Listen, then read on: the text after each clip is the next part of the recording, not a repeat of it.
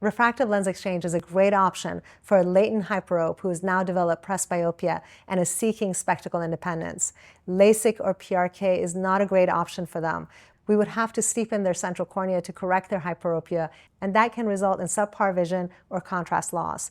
Furthermore, hyperopic corneal-based procedures can be unstable in that corneal remodeling can lead to regression of the correction. So refractive lens exchange is a great option for these types of patients in that it not only corrects their hyperopia, but also addresses their presbyopia by use of advanced lenses.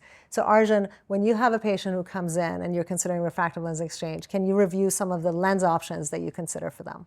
Yeah, well, I think you hit the nail on the head right off the bat. The hyperope, those tend to be our happiest patients.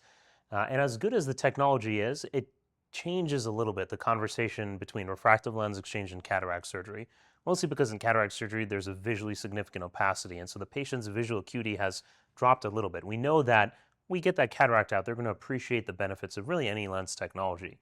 With refractive lens exchange, especially those ametropic presbyopes like you mentioned, they're used to very good vision until they've hit a certain point in life or maybe they've lost some range of near vision.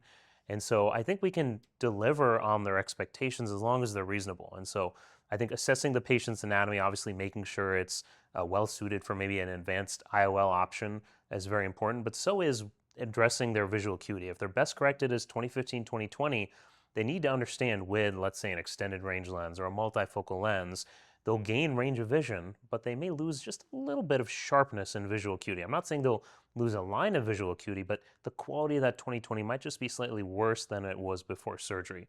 And for a lot of patients, that's a trade-off they're willing to make.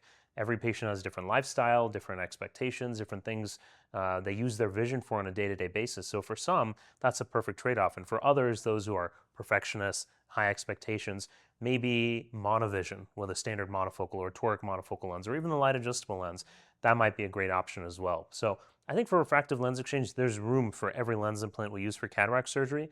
The conversation is just slightly more nuanced because, again, we're not dealing with usually a visually significant opacity. And I think the workup is also more nuanced in that they haven't yet developed cataract, but they are developing presbyopia. And it's typically the presbyopia that brings them into our practice, interested in refractive surgery.